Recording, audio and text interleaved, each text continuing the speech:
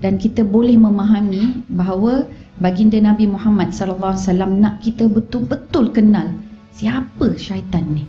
Sampai dia ceritakan satu persatu, ya, saya bila tengok balik, bila baca balik, dia lebih daripada 30 poin, ya, 30 perkara yang dilakukan ataupun peristiwa tersebut. Maksudnya sangat panjang jalan itu, dan syaitan sangat bersabar. Itu dia punya kuncinya.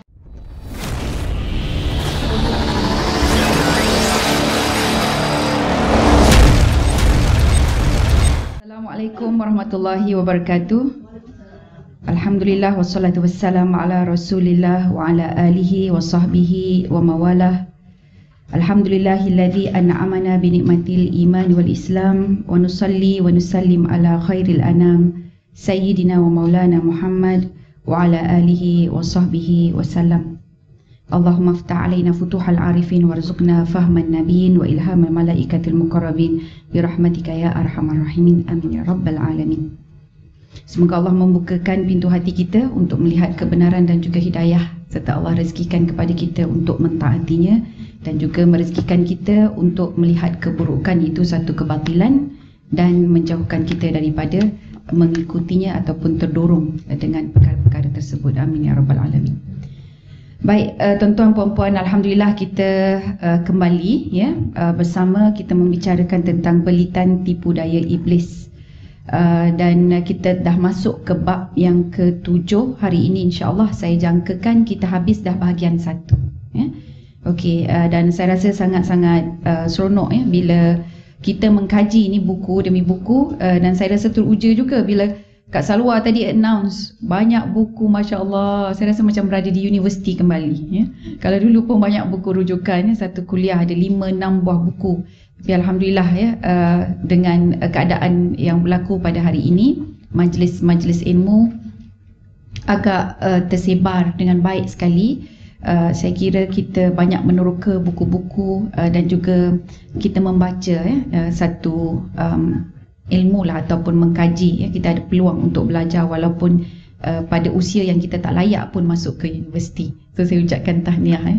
Baik, tuan-tuan dan puan-puan, kita pergi ke bab yang ke-7, dan ini adalah kesinambungan daripada perbincangan kita yang lepas, ya. Kerana perbincangan kita yang lalu, kita mengetahui iblis ini daripada sudut cara mempengaruhi kita adalah dia membentangkan 99 lorong dan jalan kebaikan sebelum dia menjunamkan kita ke arah satu kemaksiatan yang boleh menghanguskan 99 kebaikan yang telah kita lakukan.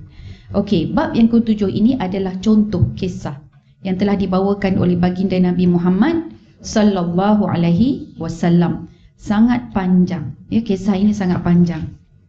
Dan ini pada saya, kalau tuan-tuan puan-puan cuba selami, cuba bayangkan kita hidup pada zaman baginda Rasulullah sallallahu alaihi wasallam.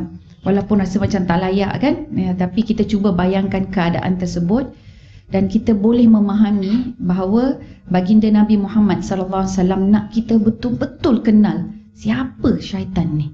Sampai dia ceritakan satu persatu, ya, saya bila tengok balik, bila baca balik, dia lebih daripada 30 poin, ya, 30 perkara yang dilakukan ataupun peristiwa tersebut. Maksudnya sangat panjang jalan itu, dan syaitan sangat bersabar. Itu dia punya kuncinya, bersabar untuk menyesatkan abid. Ini kisah seorang abid yang derhaka. Baik, jadi seorang abid ini hidup pada dia bangsa keturunan Israel lah, ya. Jadi memang kita tahu keturunan Israel ni dia banyak kisah, nabi-nabi dan rasul pun banyak diutuskan kepada mereka. Jadi ini kisah seorang abid yang sebahagian riwayat mengatakan nama dia Bishis, ya. Dan dinyatakan bahawa dia ini doanya sangat mujarab, mustajab, ya. Allah akan dengar, Allah akan menjawab doa dia. Sebahagian riwayat yang ini yang kita ambil daripada Imam Al-Jauzi, dia merupakan seorang abid yang disegani, yang sangat terkenal, ya, sebagai seorang insan yang alim, yang mempunyai maruah yang tinggi, dan kehidupannya itu memang seolah-olah dipasrahkan, ya, diserahkan kepada Allah semata-mata. Okey, jadi tengok muka surat tu, saya 30, 31, 32, 33, insya-Allah 34, 35 semua Jawi tu. Semua bahasa Arab, ya. Okey, Kita terus pergi ke muka surat 36. Bagi sesiapa yang ada buku tu, buka muka surat 36. Jadi kita lihat kronologi, ya, apa yang berlaku, dan puan-puan cuba catatkan poin-poin yang kita lihat bagaimana syaitan serta iblis ini dia mengambil peluang, ya, daripada keadaan tersebut. Okey. Jadi kisah ini dia adalah asbabun nuzul kepada surah Al-Hasyr ayat 16. Okey. Hadis ini diriwayatkan dalam gambaran di mana yang lain, yang tadi saya sebut Bishis, ini gambaran yang lain yang kita akan bincangkan daripada Wahab bin Muhibbin bahawa ada seorang ahli abid yang beribadah di kalangan Bani Israel, dan dia orang yang paling taat, ya, paling dikenali, tekun beribadah pada zamannya. So zamannya dialah yang paling popular daripada sudut keimanan, ya. Jadi kita kata nak kata ulama ke, nak kata wali ke pun boleh lah, ya. Okey, sebab di zaman dia yang paling terkenal. Dan ada pula 3 orang saudara lelaki, adik-beradik lelaki, yang dia dipanggil untuk berperang. Maksudnya dia ada tanggungjawab, ya, terhadap negara. Dia dipanggil untuk berperang, dan ada adik-beradik perempuan seorang. Jadi kat situ 4 beradik. Jadi 3 orang dipanggil perang, tinggal seorang perempuan. Jadi dia kata macam mana nak letak adik perempuan dia ni? Nak letak kat mana ni? Siapa yang nak jaga dia? Jadi itu baguslah nampak kelebihan dia bahawa lelaki pelindung kepada kaum wanita. Jadi fikir, maka diorang nampak Abid ini tadi. Abid ini adalah calon yang sesuai untuk menjaga adiknya. Sebab orang yang dekat dengan Allah sudah tentu dia mempunyai tanggungjawab yang besar, ya, mempunyai amanah yang tinggi, dia boleh dipercayai, dia jujur, ya, dia tidak akan melakukan khianat dan sebagainya. Dan mereka bersepakat seterusnya mereka meninggalkan kepada lelaki tersebut. Tetapi Abid ini dia tak setuju pada asalnya. Dia kata tak nak sebab perempuan ini fitnah. Dia kata kalau ada perempuan ni maka fitnah akan terjadi. Dan kemudian dipujuk oleh 3 orang lelaki bersaudara itu. Jadi akhirnya bila dipujuk, jadi dia pun rasa nak buat baiklah, kan. Orang dah minta berkali-kali ni, kita apa kata tu, kita tiba-tiba pula tolak, nanti kan orang ini rasa sedih lah, kan. Jadi macam mana pula dia ni nak berperang ni nak menjaga negara ni, kan. Aku ni khidmat apalah, okey, terima. So terima, tapi dengan syarat dia kata saya di lantai atas, awak di lantai bawah. Lantai tu maksudnya dia ada tingkat lah. Kan kita faham, ya, dia rumah-rumah ibadah ini dia bertingkat-tingkat. Jadi dia berada di tingkat atas, yang perempuan itu duduk di tingkat bawah. Dan kemudian bila sudah berlalu, maksudnya telah pergi lelaki itu, saudara dia. Jadi dia kena jagalah kebajikan perempuan tu. Antara kebajikannya biasa adalah apa? Makanan, ya. Jadi makan dia, dan kemudian dia letak di tingkat 2. Jadi bila nak bagi makanan tu, dia letak dekat tingkat 2. Dia tingkat atas, dia tingkat 2, dia tingkat 1. Yang perempuan tu tingkat 1. So dia bagi ke tingkat 1. Jadi perempuan ni bila nak makan, dia kena keluar daripada bilik dia, pergilah ke ruang tingkat tersebut, ambil makanan. Jadi dia macam ada banyak stage. Okey. Dan kemudiannya syaitan ini, tengok cara syaitan, ya. Perempuan boleh catat dah ni. Poin yang pertama, apa syaitan buat? Syaitan dia sabar, dia menghadap ahli ibadah tu, kemudian dia kipas perasaan Abid ini rasa seronok melakukan kebaikan. Maksudnya dia rasa tenang di dalam rumah dia itu, atau dalam biara dia itu, dalam tempat ibadah itu ada perempuan yang dia mengambil tanggungjawab daripada wali-walinya, dan dia jaga, dia lindungi. Dia dikipas, ya. Kipas ni macam bodek lah, tapi kita tak perasan, kita tak nampak. Kalau orang bodek kita boleh tolak je, tapi yang ini dia halus sangat, ya. Dia punya kipasan dia tu. Dan kemudian dalam masa yang sama, bila dia kipas, dia wujudkan rasa apa? Dia rasa risaulah kalau ada fitnah ni. Risaulah ada fitnah, macam mana nak buat ni? Okay. So kalau boleh tak nak bagi perempuan itu dilihat oleh orang. Jadi kalau perempuan tu kerap keluar, apa jadi? Ramai orang nampak. So jadi dia kata apa? Nak mudahkan keadaan, Daripada tingkat dia pergi ke bawah. Dialah pula yang pergi ke biara tersebut. Jadi pergi ke biara tu maksudnya pergi ke tempat kawasan ruang untuk kalau macam kita masjid ni, dekat pintu masjid lah. Dia bagi dekat pintu depan. So daripada makanan tu, daripada tingkat pergi ke pintu depan, dan daripada pintu depan dibawa pula ke pintu biliknya. Jadi dia dah pergi pula ke pintu biliknya. Sebab apa? Dua cara tu tadi. Dikipaskan dengan rasa okey aku buat kebajikan. Yang kedua, perempuan ini fitnah.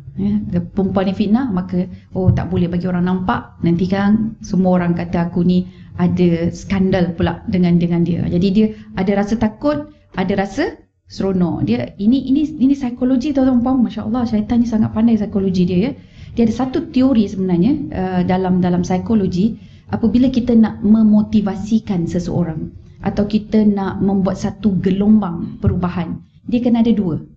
Dua ini, yang pertama buat rasa takut. Contoh, seorang lelaki kita nak suruh dia panjat gunung dapatkan emas. Gunung tau, bukan bukit. Panjat gunung dapatkan emas dekat atas gunung tu.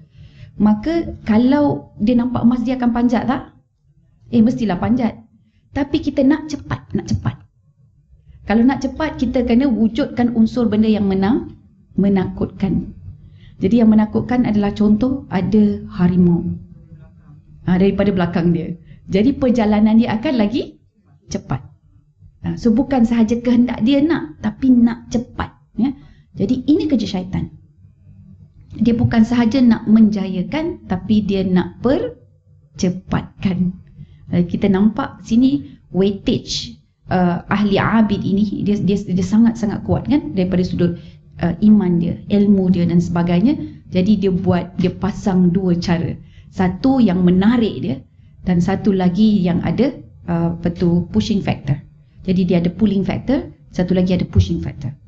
So dengan itu tuan-puan, apa yang berlaku, jadi dengan dua perkara ini maka dia telah masuk pula ke bilik wanita tersebut. Ya? Jadi daripada tingkat ke depan biara, masuk ke pintu bilik dia. Kemudian depan pintu bilik dia ada proses lama tau. Daripada pintu bilik masuk pula ke dalam bilik. Masuk dalam bilik sebab apa? Sebab dalam hati dia pun bercakap-cakap lah, alah dia ni tetamu, nak layan tetamu, kita kena menghormati tetamu kan, nak mudahkan urusan dia perempuan yang lemah, macam-macam hujah. Macam-macam hujah keluar daripada hati. Semuanya baik tu, betul tak? Baik kan? Kita nak mudahkan urusan orang, siap lagi ada dalil, yassir wala tu'assir kan. Jadi nak mudahkan urusan ini, jangan susah orang. Kemudian bila tengok nanti ada fitnah, kita tak boleh nak memulakan sesuatu fitnah ni. Jadi kita kena hijab dia. Kita jangan expose dia dan sebagainya. Semua ada dalil, semua ada fakta di dalam Al-Quran, di dalam rujukan-rujukan. Jadi sebab tu memanglah sebagian ulama mengatakan bahawa kita sibuk baca Al-Quran, syaitan pun pandai baca Al-Quran. Syaitan kenal Allah, kita yang tak pernah nampak Allah Subhanahu wa Ta'ala. Jadi syaitan itu lebih akrab dengan Allah. Jadi kita berhadapan dengan musuh yang sangat mengenali Tuhannya dan sangat mengenali diri kita. Jadi sebab itulah kita perlu membuka luas hati kita ini untuk mengenali siapa musuh kita yang sebenar. Baik, next step. Bila dia dah masuk ke dalam bilik, mulanya hanya memberi makanan. Ya, ini muka surat 37, perenggan yang terakhir sekali. Kemudian syaitan membisikkan kepada ahli ibadah kebaikan dan menganjurkan. Maksudnya dia membisikkan kebaikan-kebaikan tu. Awak tempat kan dia tenang dah kan. Dia rasa tak ada macam takut-takut, tak rasa terasing. Dia rasa awak macam sebahagian daripada abang dia dengan adik-beradik dia. Bila tengok awak dia mesti teringat. Macam tu lah. Lebih kurang dah macam setan lah pula kita ni kan. Dia memikir kan, tu kan. Sama ya, dia punya pemikiran tu, Masya Allah. Jadi dan kemudian dia sebut apa? Andai engkau bercakap dan berbincang dengannya, tentu engkau akan dapat menjaganya. Jadi di sini sebut kerana dia dapat dimangsakan binatang buas, maksudnya keresahan hati perempuan tersebut, dia rasa tak selamat.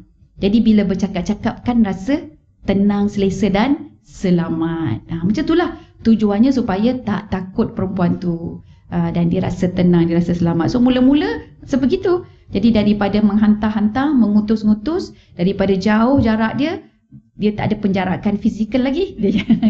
Dia dah lagi dekat lah pula kan, Masya Allah. Dan kemudian dia berbaik-baik dengan tetamu daripada tingkat atas ke tingkat bawah, daripada bilik buka bilik, dan akhirnya sembang.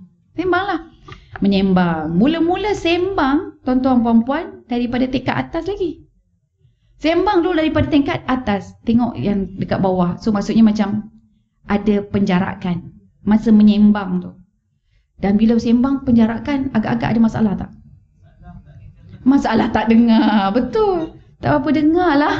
Apa benda. Okey, tak apa. Kan? Mesti dia akan nak dengar lagi. Ataupun nak jelas dan sebagainya. Dan akhirnya daripada sembang tingkat atas, pergi sembang depan biara. Biara depan biara ni. Jadi lagi dekat. Maklum suara pelan tak dengar. Daripada sembang depan biara, ni muka surat 38.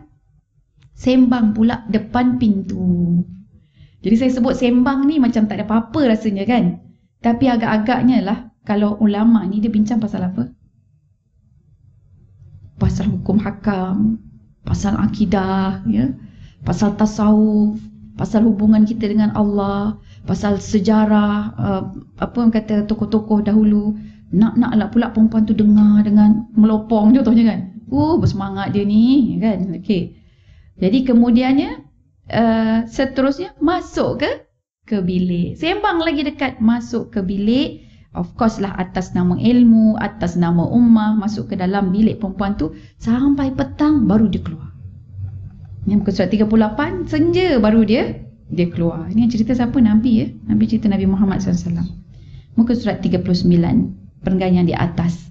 Maka syaitan terus mendatangi dan memujuk ahli ibadah itu sehingga dia berani memegang peha perempuan tersebut dan memeluknya. Ya. Jadi hubungannya makin rapat, akrab dan intim, maka berlakulah hubungan intim antara keduanya. Baik. Dan seterusnya mengandunglah wanita tersebut sampailah anak dalam kandungan itu lahir. Maksudnya dalam setahun lebih lah kan, abang dia pergi tu peperangan tu, memang kita tak tahulah berapa lama kan. Jadi tahun lah, makan tahun. Dan seterusnya bila begitu, waktu ini bila dah mengandung, besar perut, lahir anak, maka syaitan meneruskan tipu daya dia. Tadi buat kebaikan ya.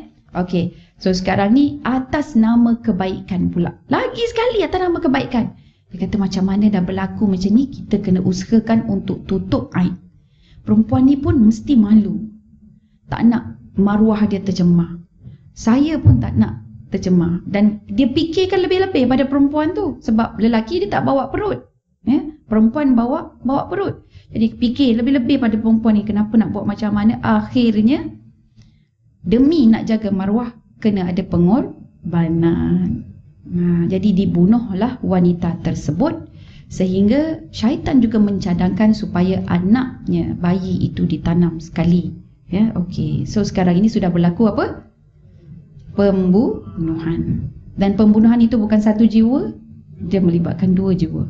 Ya, okey. Dan kita nak ceritanya, syaitan akan galakkan kebaikan, kemudian syaitan akan wujudkan keresahan. Bila ada keresahan, stres tak? Stres. Ini memang kerja syaitan. Memang dia nak bagi kita stres. Ya? Okey, jadi dia wujudkan keresahan, ketakutan sehingga kita akan hilang pertimbangan. Kita buat sesuatu di luar batasan akal yang waras. Yang ini bunuh orang. Setengah yang lain bunuh diri sendiri. Ya? Okey. Jadi bunuh pula ahli keluarga dan sebagainya. Maka berlakulah dua pembunuhan dan kemudian ditanam, kuburnya ditandai. Tapi yang tengok benda yang sangat menyedihkan pada perenggan kedua sebelum akhir, line yang akhir tu, setelah dia bunuh, setelah dia tanam mayat tersebut, apakah Abid ini buat? Dia naik ke atas biaranya dan beribadah kepada Allah. Jadi ini orang yang beriman. Dia buat sesuatu yang dibenci, dimurkai oleh Allah, tapi dia tetap, ya. Jadi kita fikir kata, Masya Allah, diri aku ni macam mana lah. Kadang-kadang kita buat dosa, kadang-kadang kita mengkhianati perjanjian kita dengan Allah, ya. Dan kita rasa macam kita masih suci lagi, kita masih bersih lagi, ya. Itu yang kena banyak muhasabah lah. Baik, akhirnya dengan takdir Allah, tidak berapa lama selepas itu saudara lelaki perempuan itu pun pulang. Jadi 3 orang tu pulang. Jadi bila balik, lepas balik tu dia pun nak jemput saudara perempuan dia, ya. Dan kemudian apa yang berlaku? Ahli ibadah itu menangis. Jadi ke sini tadi risau, kemudian membunuh, betul kan? Kemudian dia mula berbohong. So bohong dia start daripada bila? Start daripada lepas dia kebumikan mayat tu, dia beribadah. Dia start berbohong dah tu.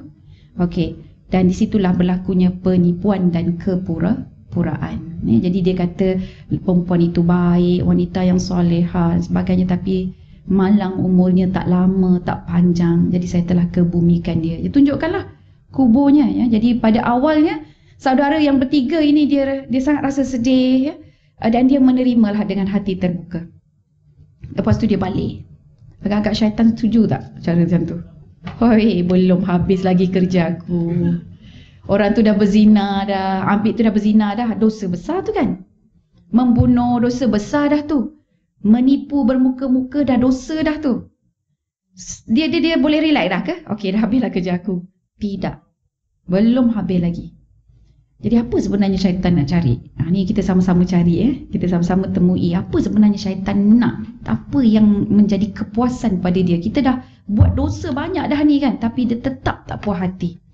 Maka syaitan muncul di dalam mimpi 3 orang adik-beradik tu. Dan dalam mimpi itu syaitan menyerupai seorang yang musafir, ya. Dia tanya, kamu ini berapa orang adik-beradik? Jadi cakaplah ada 4 orang adik-beradik. Di mana yang perempuan tu? Kenapa tidak nampak, tak kelihatan? Mesti kamu rasa rindu. Macam itulah, sebab maklumlah dah bertahun tak jumpa adik kan. Balik-balik datang adik pula meninggal dunia. Jadi dia muncul dalam mimpi tu dan dimomok-momokkan rasa rindu dan sebagainya, dan dikatakan bahawa adik dia dah meninggal dunia sewaktu di dalam perlindungan, ya, so and so lah Abid ini. Jadi dia pun bagi idea. Dia kata mungkin lelaki itu tak boleh dipercayai. Dia wujudkan rasa syahwasangka. Dia kata tak boleh dipercayai. Mana-mana lelaki pun kalau nampak perempuan, adik perempuan kamu yang cantik itu, dia tak boleh nak lepas pandang. Mulalah kan. So akhirnya tuan-tuan perempuan, bila dia orang bangun daripada tidur, bercerita, saling-saling bercerita sesama adik-beradik ni. Dia kata dia pun mimpi yang sama lah. Sama lah, kenapa sama? Nampak? Kenapa sama tu? Itu rantaian network syaitan tu. Jadi dia sedang membelit kita dengan dia punya jalinan network, ya. Dia ada perancangan dia, dan perancangan ni dalam bentuk logik fikiran, ya. Kita fikir secara logik lah kan. Kita tinggalkan ni adik kita dengan dia pun lelaki biasa juga walaupun dia Abid. Jadi dia analisa semula. Dia start analisa semula 3 orang ini. Kemudian dia cuba bangkitkan sixth sense. Kenapa kita 3 mimpi sama-sama ni? Sixth sense. Kita kan dah berjuang untuk negara. Kita dah berkorban untuk negara. Kita rela ni untuk mati ni demi negara kita, demi agama kita. Mesti Allah akan menjaga kita dengan nama Allah tu. Allah akan melindungi kita. Dan Allah tidak akan menganiaya orang-orang yang zalim. Tantah kita terzalim. Sebab itulah kita sama-sama mimpi. Logik tak logik? Tu dah perangai setan lah tu kan. Dia idea tu, Masya Allah, tuan-tuan perempuan. Dan kemudian jadi dia rasa apa? Ni firasat ni. Ya. Apa kata kita cek balik? Jadi 3 beradik itu pun bangun, jalan dan pergi berjumpa dengan Abid itu tadi. Dan mereka membuat keputusan lah bertindak untuk membongkar jenayah tahap VIP. Okey. So kita translate bahasa-bahasa sekarang ni. Bila dah bongkar jenayah yang tahap-tahap gaban dia punya ni, okey, jadi kemudiannya Abid itu mengaku. Ya, jadi adalah sebahagian, kalau ikut riwayat tu macam ada cebisan bukti kain wanita tersebut, ya. Jadi bila dilihat, ya, digali semula, memang ada bayi dan juga ada adik dia. Okey. Dan kemudian dia pun menuntut pengadilan. Adalah dia punya mahkamah keadilan dan sebagainya. Muka surat 41. Dan dijatuhkan hukuman. Jadi dibuat pengadilan, ada pengakuan dan kemudian hukumannya adalah hukuman bunuh.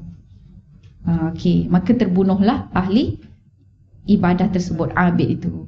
Okey, puas hati dah syaitan? Belum. So, bukan terbunuhnya anak Adam, itu dia punya matlamat, target dia, bukan. Okey, apa target dia? Baik. Dan syaitan sewaktu abid itu terikat tangannya. Dan waktu dia hopeless. Syaitan menemuinya lantas berkata, orang yang hopeless ni, dia biasanya lah orang hopeless ni, dia pantang nampak peluang. Dan dia nampak, dia tahu dia dah salah, dia nak membebaskan diri dia. Dan peluang itu biasanya dua je. Peluang syurga ataupun peluang neraka. Dua peluang je. Baik, maka syaitan pun menghulur peluang dia. Dia pun cerita, dia kata sebenarnya akulah yang menggoda kau. Ya. Dia dah betul terang ni. Dengan kehadiran wanita itu, engkau yang buat mengandung, engkau membunuh dia, kau bunuh pula anak dia. Okay. Dan sekarang ni apa pilihan kau? Dia kata aku ada. Aku boleh bantu kau. Tapi dengan syarat engkau harus sujud dan tunduk padaku. Itu syarat dia. Oh, nampak ya? Syaitan ni dia betul terang tau. Akulah tipu kau, akulah goda kau. Tapi dia offer lagi penipuan. Dan kita manusia abid ini, sebab apa? Sebab kita fikir kita nak cari jalan keluar, kita nak keluar daripada bebanan masalah ini, kita tak nak tanggung. Kita rasa tamak pada peluang. Apa akan berlaku? Dia pun terima. Dia terima. Dan syaitan ni menipu kan? Dia cakap, dia offer je. Yang kau ikut siapa suruh, dia kata. So, dia pun ikut, terima. Maka ahli ibadah itu menyatakan kekufurannya kepada Allah. Allahu Akbar. Ya. Baik. Dan kemudian syaitan laknatullah itu meninggalkannya begitu saja dan membiarkan orang menghukumnya, yakni menyalibnya. Dan kerana peristiwa ini, Allah mengingatkan kita dengan menurunkan ayat 16 surah Al-Hasyr. Okey, jadi ini asbabun nuzul turunnya surah Al-Hasyr ayat yang ke-16. Mari kita lihat apakah terjemahan, kalau ada ayat Al-Quran tu boleh buka. A'udzubillahi minasyaitonirrajim. Kamatsali syaitani id qala lil insani kfur falamma kafara qala inni bari'um minka inni akhafullaha rabbal alamin. Sentap. Sangat sentap. Yang ke-16, Allah Subhanahu Wa Taala mengatakan kamasal. Kamasali maksudnya seumpama. Seumpama apa ni ya? Seumpama kamasali syaitan. Seumpama syaitan. Siapa yang seumpama syaitan? Jadi rupa-rupanya ini dia refer kepada ayat sebelumnya, iaitu kembali kepada orang-orang munafik. Jadi orang-orang yang munafik itu, dia sama pujukan mereka ni, pujukan munafik ini sama dengan pujukan syaitan ketika dia berkata kepada manusia. Ni kisah ni lah. Apa yang dikatakan? Berlaku kufurlah engkau. Maksudnya kau ikut aku je lah, tak payah ikut Allah. Dan Allah tak tolong kau pun pada saat-saat begini. Aku yang ada di depan kau, maka aku akan membantu kau. Kau nak ikut siapa? Nak ikut Allah yang tak kunjung tiba, atau kau ikut aku? Jadi dia pun kufur. Bila dia kufur, maka dia kata apa? Apa kata syaitan? Syaitan sebut qala inni bari'um minka. Syaitan kata sesungguhnya aku tak ada kena mengena dengan kau. Engkau sendiri aku tak ada kena mengena dah. Bari'um mink. Bari' ni macam bir, yang bersih, suci, tak ada kena mengena pun. Aku cuma cadang aja. Yang decide siapa? Engkau. So siapa yang suruh ikut aku? Jadi dia kata aku tak ada kena mengena dengan engkau. Kerana apa? Yang lagi sedihnya, inni akhafullah. Sesungguhnya aku ni walaupun syaitan, aku takut pada Allah. Rabbal alamin, Tuhan yang menguasai seluruh alam. Perempuan, kita sedang berhadapan dengan syaitan yang sebenarnya takut pada Allah. Tapi kedegilan dia, kedengkian dia yang sangat tinggi. Jadi ini adalah dialog yang Allah rakamkan di dalam surah Al-Hasyr buat peringatan pada kita semua. Jadi pada saya perempuan, kita banyak buat kebaikan, kena banyak betulkan niat. Kalau kita rasa kita banyak buat kebaikan ni kan, kita betulkan niat, selalu betulkan niat dan sentiasa mengharapkan Allah terima amalan tersebut. Jadi tengok ni Abid ini, bayangkan dia punya ibadah dia, ilmu dia, masa dia lagi kan, kemudian khidmat bakti dia hancur macam tu je sebab dia dah jadi kufur. So apa target syaitan sebenarnya bila dia menghasut kita? Target dia adalah kufur. Kufur ini adalah suatu perkara di mana kita akan berlaku ingkar dan juga kita tak nak iktiraf Allah Subhanahu Wa Taala. Sebab tu sangatlah berhati-hati tuan-puan, kalau kita dilanda masalah demi masalah demi masalah, perkataan yang cakap macam ni, apa salah saya? Dosa apa yang saya dah buat ni sampai Allah bagi saya macam ni? Oh, bahaya perempuan. Ya, yang itu tu kita takut kan, kita macam garisnya itu ya, kita macam seolah-olah macam kenapa Allah buat aku macam ni? Ya, kan? Jadi kita kena istighfar balik dan fikir balik, hidup kita ni untuk apa sebenarnya? Hidup kita bukankah ini ujian? Jadi bila ujian itu ada satu kemahiran Allah nak bagi, ada ganjaran. So kalau nak senang lenang, jangan duduk kat dunia, terus pergi ke syurga. Tapi kita dah berakad dengan Allah bahawa kita sanggup terima untuk berada di atas dunia ini. So bila ujian datang, terima dengan lapang sebab ini peluang keemasan untuk kita lebih dekat dengan Allah Subhanahu Wa Taala. So cara macam mana nak dekat dengan Allah? Bersabar, bertabah dengan ujian.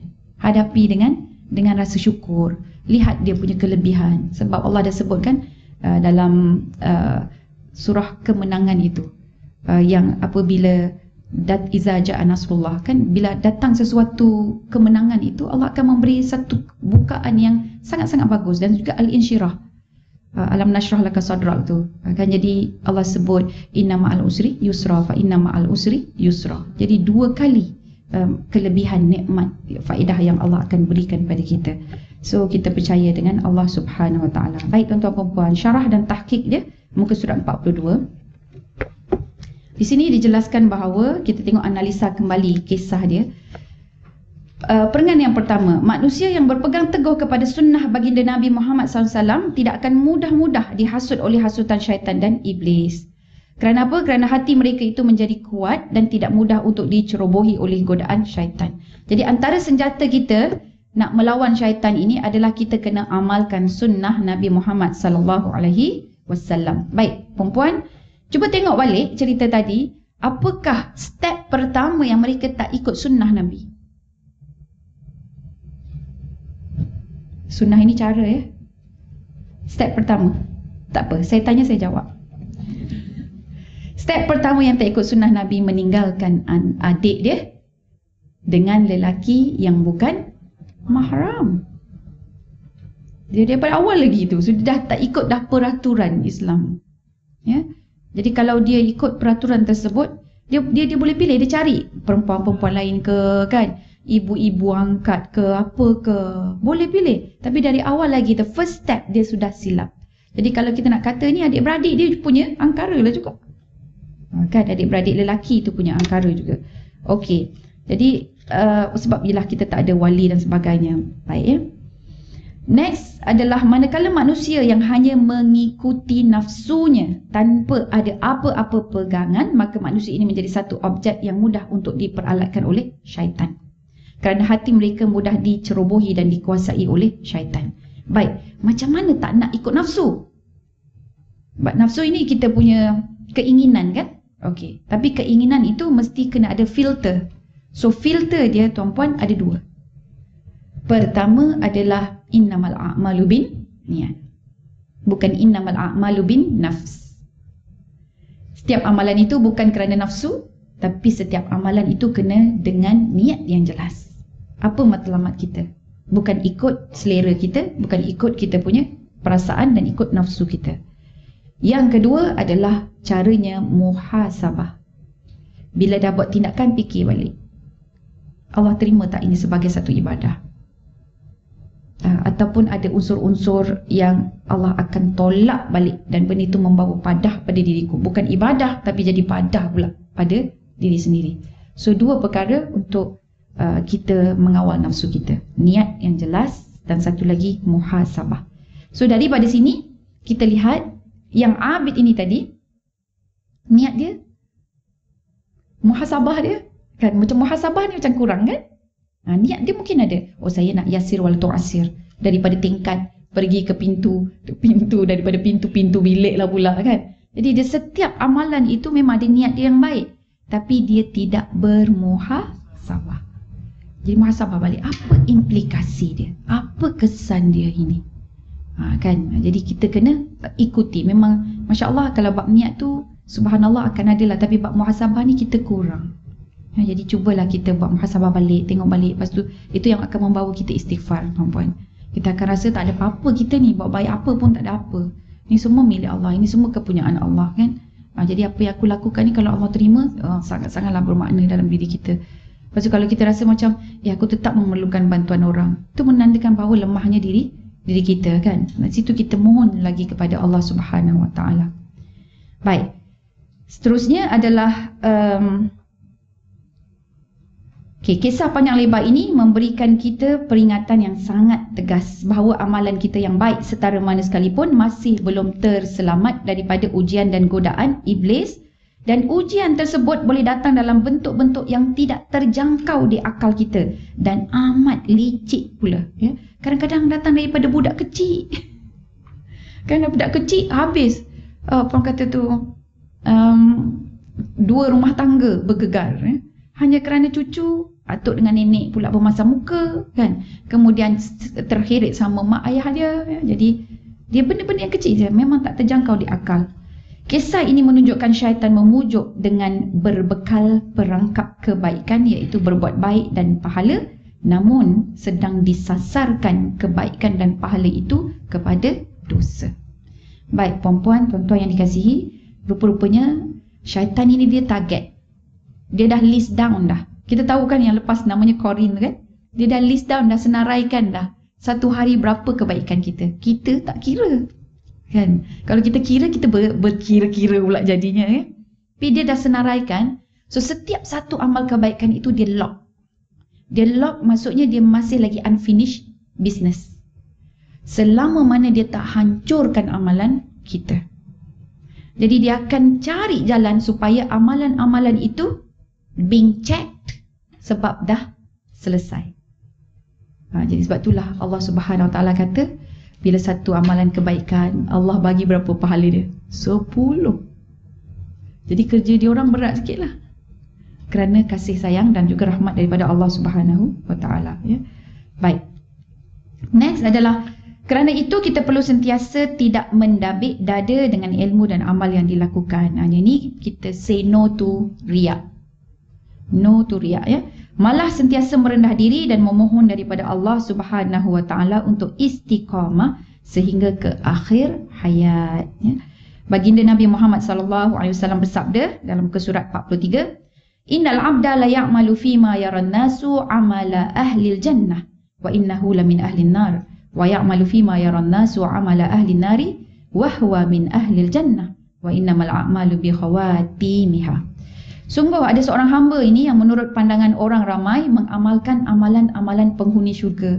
Jadi kita tengok, ya Allah, memanglah munawwar, mukanya bercahaya. Ini nampaklah dia ahli syurga di wajahnya kan.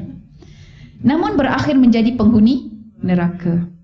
Sebaliknya, ada seorang hamba yang menurut pandangan orang ramai melakukan amalan-amalan ahli neraka, namun berakhir dengan menjadi penghuni syurga.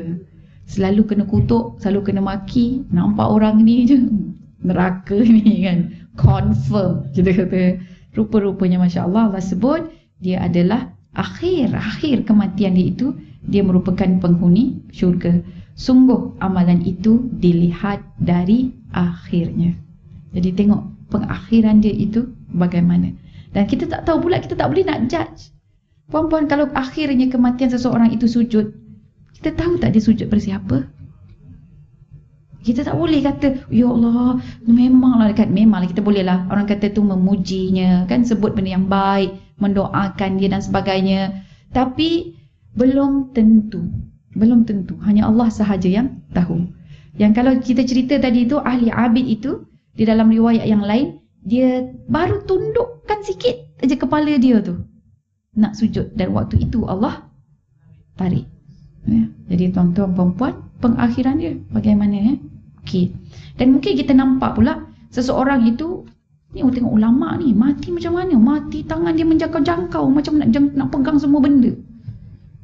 Memang ada kisah macam tu kan? Tak pernah dengar? Oh, tak pernah dengar. Waktu dia sakaratul maut ni, dia pergi tepis semua orang, anak menantu semua kena tepis-tepis, macam bersilat-silat lah bagai, kan? Tapi kita tak tahu, mungkin dia bersilat dengan siapa? Dengan syaitan. Sebab dia sahaja yang tahu apa yang syaitan sedang cakap. Tapi waktu itu memang tak ada daya dia kecuali dia menepis.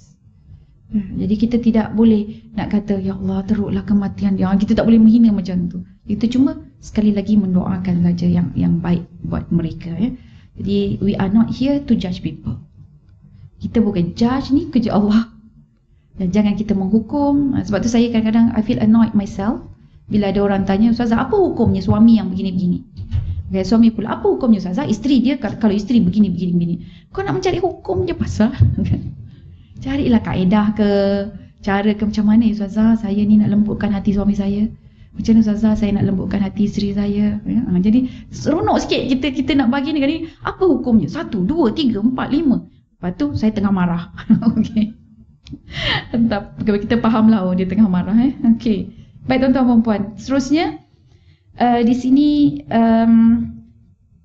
right. Kita sebut riak tadi kan? Jadi bila kita sebut riak muka surat 42 tadi, antara checklist amalan-amalan kita tu tadi, yang syaitan dia lock untuk pastikan amalan kita itu terhapus, dia gunakan bom. Jadi bom dia bukan bom macam di Beirut tu, bukan macam di lab tu. Itu berapa tan tu kan? Okay, bom dia sangat simple. Sebab itu yang paling simple yang dia ada, bomnya berbentuk riak. So bila kita nak riak ni macam kita tunjukkan pada orang dan kita berbangga. Itu adalah hasil kita tuan-puan. Tapi jangan pula kita mengatakan semua orang yang tunjuk itu adalah riak. Itu jadi menghukum. Itu bukan kerja kita. Sebab sebahagian daripada orang yang berbuat baik ini di hadapan orang, dia boleh memberikan impak pada orang lain macam idea, ilham untuk buat benda baik. Jadi kalau kita nampak orang macam tu, jangan pertikaikan apa yang dia buat. Ini riak ni. Malah kita sepatutnya terus cepat ikut. Okey, dia buat baik, aku pun nak buat baik juga. Apa yang lagi yang boleh aku buat baik? Okey. So sebab itu Rasulullah sallallahu alaihi wasallam dia mengajar kita dalam satu hari 5 kali dia train jiwa kita, dia train lisan kita. Sebab bila lisan dan juga hati kita ini membawa kepada tingkah laku kita. Apa yang ditrain sewaktu dengar azan. Bila dengar azan tu kan, kita sambut kalimah azan pada setiap sentence itu dengan kalimah yang sama. Tapi apabila diajak kita untuk melakukan amal ibadah, kita akan jawab la haula wala quwata illa billah. Tak ada daya, tak ada upaya melainkan dengan Allah. So nak sedarkan diri kita itu supaya kita jangan riak.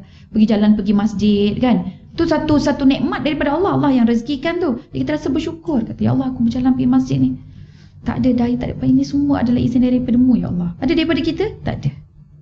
Itu datang daripada Allah Subhanahu Wa Taala. Dan malah bila kita nampak ada ruang peluang Allah bagi, itu juga nikmat daripada Allah. Setengah orang sibuk pandang masjid ni meleleh air mata dia. Sebab dia tak boleh pergi, tak sempat. Dia diikat dia dengan urusan itu, urusan ini, urusan itu, urusan ini. Dia lambai dari jauh je masjid. Tantah dia punya lambaian itu Allah terima. Kan kita tak tahu tuan-puan. Bila nampak masjid tu pandang aja, tak tertoleh dia ni. Sebab dia kata bila dia nak sampai ni? Bila dia nak sampai ni? Jadi di situ juga menunjukkan la haula wala quwata illa billah. Nabi suruh sambut. Dan itu satu untuk amal ibadah. Kemudian ke arah kejayaan. Ke arah kejayaan pun kita sahut dengan la haula wala quwata illa billah. Sebab dua ni, amal ibadah dengan jalan-jalan menuju kejayaan adalah dua perkara yang akan di-lock oleh syaitan. Amal ibadah dia akan lock, setiap langkah kejayaan juga dia akan lock. Dia nak pastikan benda itu terhapus. Dan salah satunya dengan bom jangka yang paling simple, yang paling mudah, iaitulah riak. Okey. Dan kita lihat muka surat 43. Daripada hasil kisah yang kita baca tu tadi, syaitan sebenarnya dia telah menggemblengkan usaha perancangan dia, strategic planning dia pada jenis dosa yang berangkai. Okey, dia bermula daripada berdua-duaan tanpa ada mahram. Okey, kemudian dengan zina. Lepas tu dia membunuh. Kemudian dia menipu, kemudian dia tertipu. Maksudnya dia menjadi kufur. Okey, jadi semoga Allah menjauhkan kita daripada keburukan seperti itu. Baik. Tuan-tuan puan-puan, kita buka surat yang ke-44, bab yang ke-8 insya-Allah. Ni jangkaan saya, kita bahagian 1 kita habiskan hari ini. Baik, berkata Imam Jauzi, yang ini kisah Nabi Nuh bersama dengan iblis. Dia memang ada tuan-puan kisah-kisah Nabi dengan antara Nabi Idris dengan iblis pun ada, tapi Nabi Idris dia bijak. Dan kemudian kisah Nabi Nuh bersama dengan iblis. Alright. Saya baca dia punya terjemahan. Imam Al-Jazi mengatakan tatkala Nuh alaihi salam sedang naik perahu, beliau melihat seorang lelaki tua, yakni jelmaan iblis, yang sebelumnya tak pernah dilihatnya. Ni tak pernah dilihatnya lah. Cakap Salwa tadi, dia tak pernah kot nampak saya pakai mask kat luar. Ya, dia dah bagi demonstrate macam mana nak bersihkan. Yang ini air, dia kata. Yang ini liquid. Beza tu air dengan liquid dah semua kan. Tulis nama. Okey, dah letak siap tulis nama tu. Saya dah nak masuk dewan tu. Ini siapa? Kenapa nama dia sama dengan Ispadiah? Dia cakap. Rupanya dia tak perasan saya. Saya duk ingat dia perasan, saya pun terlupa saya pakai mask kan. Saya tak cakap lah kat Salwa apa khabar kan. Ini siapa? Ya Allah, rupa-rupanya Ustazah dah sampai, dia kata. Masya Allah. Comel aja. Okey. Jadi Nabi Nuh AS pun bertanya, apakah yang mendorongmu masuk ke kapal ini? Dan orang tua itu menjawab, aku masuk ke mari untuk mengambil hati sahabat-sahabatmu besertaku supaya menyertai tim dia dan membiarkan jasadnya bersamamu. Masya Allah. Naik atas kapal tu, jasad aja duduk dengan, bukan mati, bukan ini bukan malaikatul maut, bukan. Maksudnya jasad saja. Nabi Nuh hanya nampak sahabat-sahabat dia pada jasad, tapi roh dia bersama dengan syaitan. Agaknya kenapa? Ni kapal yang terselamat tu kan? Sebab di matanya dia nampak banyak orang-orang kufur yang bergelimpangan termusnah. Apa hati dia ada? Waria. Nasib aku ikut si Nuh ni. Kan? Itulah degil sangat. Padan muka dia orang semua. Jadi itu benda yang paling mudah. Tu bom jangka yang paling mudah dipasang oleh iblis dan syaitan. Maka Nabi Nuh AS membalas, keluarlah wahai musuh Allah. Dia takutkan Allah, tapi dia adalah musuh Allah. Iblis berkata, aku akan merosakkan manusia dengan 5 perkara. Tengok angkuhnya dia. Dan aku akan memberitahumu 3 daripadanya. Dia kata dia ada 5 perkara yang boleh memusnahkan kita. Dan dia akan sebut 3 daripadanya. Dan aku tidak akan sama sekali memberitahu 2 yang lainnya. Dan kemudian Allah mewahyukan kepada Nabi Nuh AS, jangan terima offer dia. Nampak? Syaitan punya offer jangan terima walaupun sikit. 3 tu tolak. Kita nak 2. Macam itulah. Maka iblis pun menjawab. Sebab itu wahyu daripada Allah. Maka dia kata, dengan 2 perkara itu aku merosakkan manusia. Dan keduanya, apakah dia? Dan keduanya tidak akan pernah berdusta. Jadi ini adalah 2 weapon yang digunakan oleh syaitan selain daripada, saya sebut bom jangka tu tadi kan, apa benda dia? Iaitulah tamak dan juga dengki. Jadi 2 benda ini dia merupakan satu jarum yang sangat halus yang mudah sekali diterima oleh manusia. Hatta para pengikut Nabi juga. Yang berada di dalam kapal Nabi Nuh. Dia gunakan 2 benda ni saja. Satu tamak, satu dengki. So tak fahamlah, kita ni tak tamak rasanya, dengki pun tak kita rasa kan. Belum tentu kita selamat. Cuba tengok sini. Kerana dengkilah aku dilaknat dan aku menjadi syaitan yang terkutuk. So syaitan ni, iblis ni, dia dengki dengan siapa? Dengan Nabi Adam. Dengan anak Adam keseluruhannya. So kadang-kadang diorang yang selamat itu, dia pun boleh dengki sesama dia. Tengok siapa yang paling rapat dengan Nabi Nuh. Kenapa pula aku ni Nabi Nuh tak tanya, tak cerita.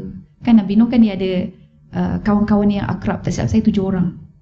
Kawan-kawan yang akrab, dan kemudian daripada 7 orang ini 3 daripadanya dibuat berhala. Itu sampai kemudian lah kepada zaman Nabi Muhammad SAW, berhala itu dipegang dan disembah. Jadi dia asalnya daripada orang yang saleh zaman Nabi Nuh. Baik. Kemudian kerana dengki aku dilaknat dan aku menjadi syaitan yang terkutuk, dan kerana tamak aku memberi kesempatan kepada Adam alaihissalam, lalu aku menggodanya sehingga dia dikeluarkan daripada syurga. Baik perempuan, apa yang tamaknya Nabi Adam ni? Ya, sebab dia nak duduk di syurga. Dia tahu pergi ke bumi ini adalah satu kehidupan yang sangat membebankan dan susah serta payah. Jadi bila dia dapat tawaran makan buah khuldi itu, yang dia pun macam, kan Allah kata ini buah terlarang. Itulah sebab, kata syaitan tu kan. Terlarang kerana engkau ni untuk bumi. Kau ni dicipta untuk ke bumi. Tapi kalau engkau ambil buah ni, kau akan berada di syurga ini selama-lamanya. Dan dia pun subscribe to the promise. Dia pun ambil, dia makan. Rupanya lagi cepat turun ke bumi. Jadi tuan-tuan perempuan, yang nak tunjukkan bahawa tamak kita ini, kita rasa macam cukuplah, nak lagi lah, sehingga kita terlupa matlamat yang sebenar. Tapi kalau kita recall balik, dia ingat, okay, what is the purpose of my creation? Oh, for this earth. Jadi kat situ kita akan rasa. So kalau sekarang ni, what is the purpose of your creation? Oh, ni temporary world. So I'm going to the everlasting ni pula, tapi saya kena accomplish my assignment. Jadi dengan itu kita akan sentiasa boleh fikirkan balik niat kita. Niat aku ni kerana Allah kan. Jadi memang dia panjanglah dia punya network dia tu. Tapi insya-Allah itulah perkara yang boleh memegang kita ya. Baik. Dan syarah dan tahqiq dia ada 2 perkara yang boleh merosakkan dan menjahanamkan manusia ke arah lembah kejahatan, iaitulah tamak dan juga dengki. Okey. Dan ini diberitahu sendiri oleh syaitan kepada Nabi Nuh alaihissalam ketika peristiwa azab banjir besar yang ditimpakan oleh Allah Subhanahu Wa Taala kepada umat Nabi Nuh kerana keengganan dan kesombongan dalam menerima dakwah yang dibawakan oleh Nabi Nuh alaihissalam selama berapa tahun puan-puan? 950 tahun ya. Jadi Allah telah menimpakan ke atas umat Nabi Nuh alaihissalam banjir yang amat besar dan dahsyat sehingga menenggelamkan seluruh umatnya, termasuklah isteri Nabi Nuh dan anaknya. Dan kisah ini dinukilkan sendiri di dalam Al-Quran. Baik. Maksud tamak adalah kehendak yang melampau-lampau sehingga sanggup mengetepikan hukum hakam. Ya. Okey, kita rasa macam alah orang ni hulu sikit je. Itu rasuah tu. Contoh ya. Jadi syaitan telah menusukkan jarum halus iaitu tamak kepada Nabi Adam alaihissalam sehingga sanggup melanggar perintah Allah Subhanahu Wa Taala. Jadi kisah Adam alaihissalam dan iblis ada disebutkan dalam surah Al-Baqarah. Baik, hasad dengki bermaksud seseorang yang mencemburui dan menginginkan keruntuhan dan kehancuran nikmat yang dimiliki oleh seseorang lainnya. Ada ditimpa musibah lah jiran kita tu, leganya rasa puas. Tiba-tiba lah pula kan. Itu ada rasa hasad dan dengki. Tapi ada satu sifat ni, dia macam dengki macam hasad, tapi dia bukan hasad dan dengki. Nama dia ghibtah. Ghibtah ni bermaksud iri hati tapi pada perkara yang dikurniakan oleh Allah dan dia nak macam tu juga. Jadi dengan kata lain, ghibtah ini adalah motivasi dan inspirasi. Dia inspired by other people. Dia terinspirasi dengan apa yang dianugerahkan oleh Allah dan dia nampak ini merupakan satu teladan yang sangat baik. Dan dia sebut kalau aku tak jadi macam dia, aku akan jadi orang yang merugi. Yang ini bagus. Yang ini dipuji oleh Islam. Jadi Masya Allah tengok ya, Allah dia menghalang kita sesuatu, Allah always give us alternative. Dia bagi kita pilihan. So tamak tak boleh, dengki tak boleh, tapi ghibtah boleh. Jadi itu cara kita mengawal nafsu kita. Jadi hukumnya harus jika berkaitan dengan urusan dunia sehingga jatuh kepada hukum sunat jika dia berkaitan dengan hal-hal ibadah. So kalau misal kata nak sedekah baik kan, bagus, kita tengok siapa di kalangan masyarakat kita dekat USJ ni yang boleh kita ikut. So kita angkat dia jadi teladan kita, senyap-senyap kita admire dia. So benda ini adalah harus hukumnya. Malah kalau dalam bab amal ibadah, kita tengok mungkin imam ke, Tok Bilal ke, ustaz-ustaz ke kan, tengok ibadah dia begini kan. Jadi kita rasa macam bestnya nak ikut. Yang ini hukumnya boleh jadi sunat. Jadi dia boleh naik sampai ke layer tersebut lah, which is sangat-sangat bagus ya. Okey.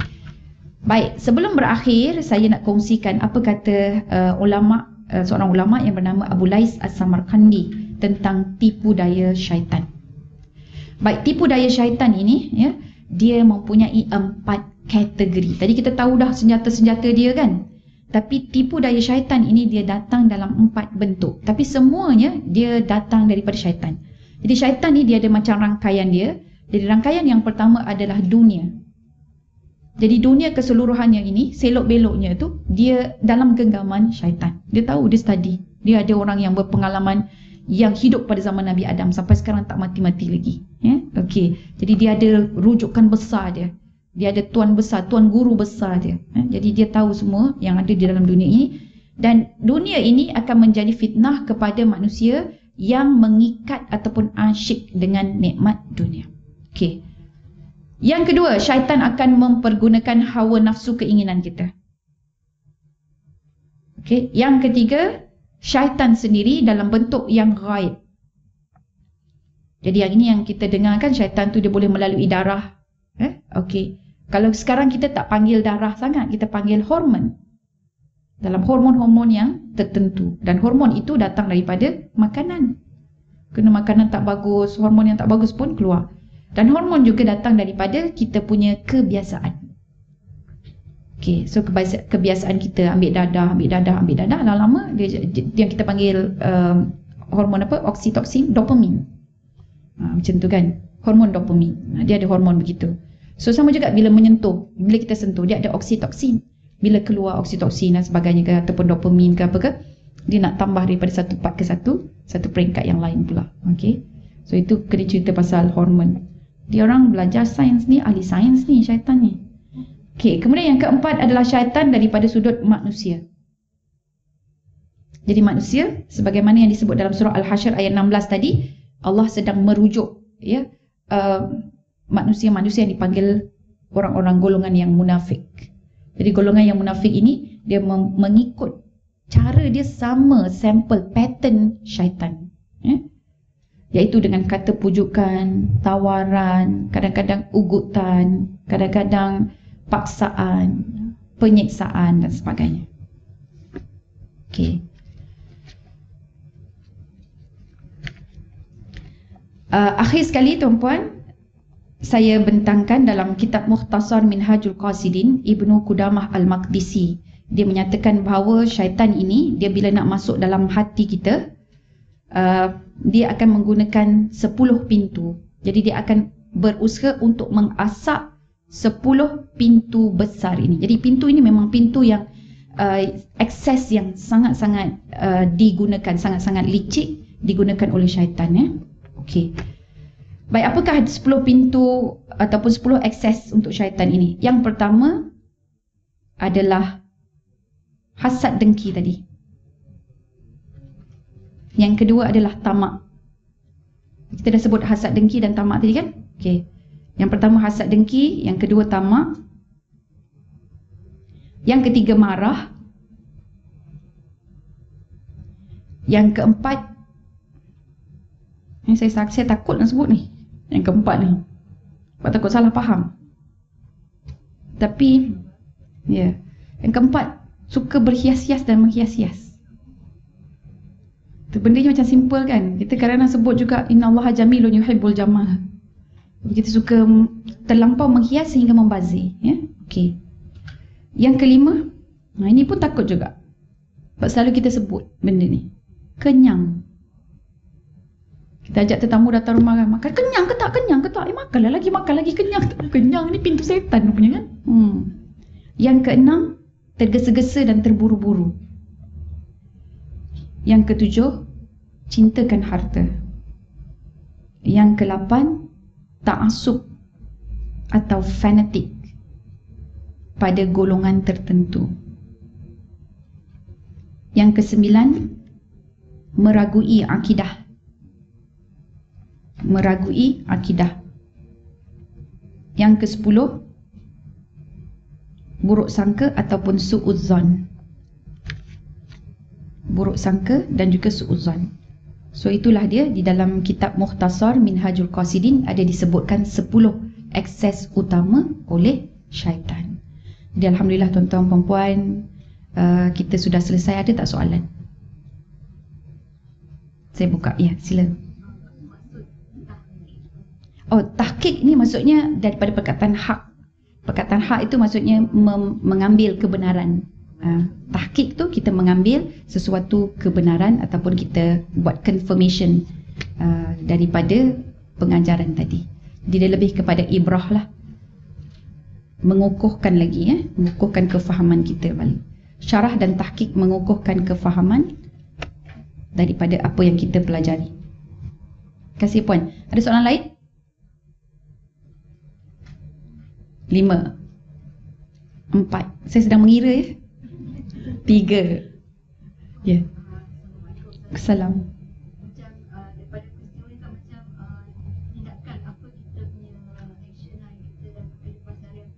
Adakah kita sentiasa kita memang selalu buat dosa kan, jadi kita sentiasa beristighfar. Dan istighfar tu kita tak ingat, kadang kita tak ingat pada sangat dosa kita kan. Ya. Jadi dengan istighfar tu boleh kadang niat kita ingat kita dah ikhlas, semuanya tak ikhlas. Ya.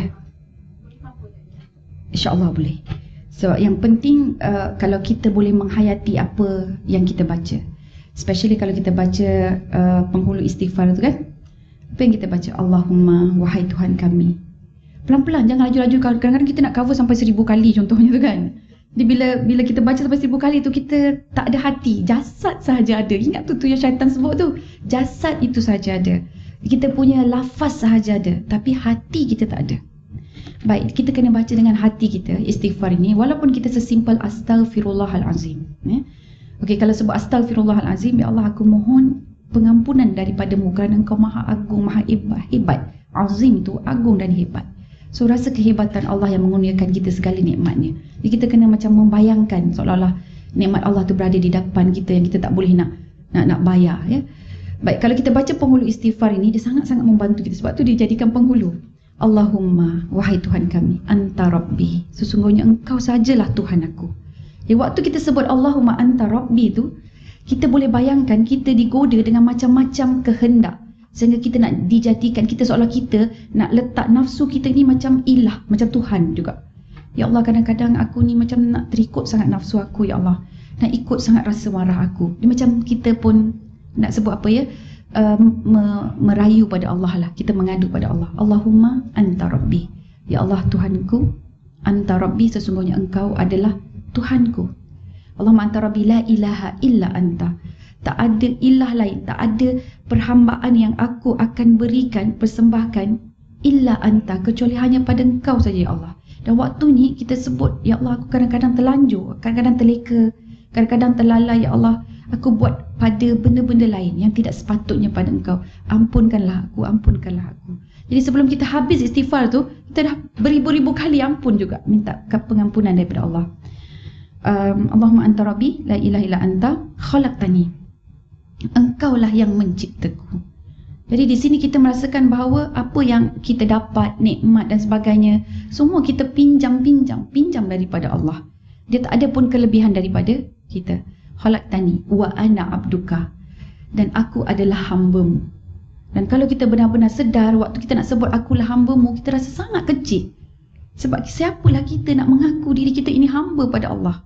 Sedangkan kita selalu besar, kita rasa bangga, kita rasa ego kan. Jadi kita sebut sekali kalimah ini, dia akan rasa terus masuk dalam dia menusuk dalam hati kita. Sampai kadang air mata kita keluar, kita tak sedar. Walaupun hanya satu ayat, walaupun kadang-kadang sekali saja. Baik, Allahumma anta rabbi la ilaha illa anta khalaqtani wa ana abduka wa ana ala ahdika. Sungguh ya Allah, aku berusaha untuk memegang janjiku. Janjiku apa? Assignment kita itulah. Aku sedang berusaha ya Allah. Tapi waktu tu bila kita cakap kan, kita rasa macam berderainya hati kita sebab kita tak buat sungguh-sungguh. Kita tak mampu nak buat. Dan waktu tu kita pun buat haqalah, la haula wala quwata illa billah. Ya Allah, aku tak mampu. Ya Allah, aku rasa nak buat dah. Memang aku berusaha untuk pegang, ya Allah, tapi selalu terabai, selalu terlalai, selalu terleka, selalu terlupa. Wa ana ala ahdika wa wa'dika. Wa'dika juga janji. Ahdun tu adalah perjanjian, ya. Wa wa'dika tu pun sama juga ikrar kita. Mastata'tu, semampu seupaya diriku. Jadi bila kita sebut semampu seupaya diriku, waktu tu kita sangat sedarlah kita ada banyak kelemahan, banyak keburukan kita, kan. Kita memang memerlukan Allah lah untuk menguatkan, mengukuhkan perjalanan kita. Wa wa'dika mastata'tu a'udzubika. Yang ni best. Ya Allah, lindungi diriku ini min syarri ma sana'tu, daripada setiap keburukan yang aku sendiri lakukan. Min syarri ma sana'tu abu ulaka binikmatika alayya. Aku sering maksudnya kita berpaling dengan nikmat-nikmat yang Allah berikan. Aku ni sering mengingkari nikmat yang Engkau beri. Wa abu'u bi dzambi, dan aku seolah-olah macam rasa seronok dengan melakukan dosa pula terhadapmu. Wa abu'u bi dzambik, kemudian apa ya? Bulaka binikmatika alayya wa abu'u laka binikmatika alayya wa abu'u bi dzambik faghfirli, maka ampunkanlah diriku. Jadi bila kita faham tu dengan penuh tu, kita rasa macam dia itulah sangat membantu kita. Jadi that is actually kita considered as kita punya shield. Jadi hati kita itu dia memang dah Allah akan lindungi kita, sebab kita bagi, kita rafa'kan hati kita itu semata-mata kepada Allah. Tapi dia sekejap tu je lah, lepas tu nanti dia buat lagi. Jadi that moment saja bila kita baca istighfar tu, dia akan terjaga. Tapi selepas itu, sebab sifat hati itu berbolak-balik, kan, terbolak-balik. Jadi sebab itulah istighfar. Nabi pun satu hari istighfar tak pernah kurang daripada 70 kali, tak kurang. Kita 7 kali dah tidur, kan. Jadi situlah, insya-Allah tak. Amin. Jadi kita berusahalah tuan-puan, ya, supaya kita menghayati dan juga Allah membantu kita untuk berhadapan dengan musuh Allah, juga musuh kita, syaitan, ya, yang dilaknat oleh Allah. Baik tuan-tuan dan puan, kita hentikan di sini dengan tasbih kafarah dan suratul Asr. A'udzubillahi minasyaitonirrajim. Bismillahirrahmanirrahim. Wal 'asr innal insana lafi khusr illa alladziina aamanu wa 'amilus shalihat wa tawassaw bil haqqi wa tawassaw bis sabr. Subhanakallahumma wa bihamdik asyhadu an la ilaha illa anta astaghfiruka wa atubu ilaik. Assalamualaikum warahmatullahi wabarakatuh.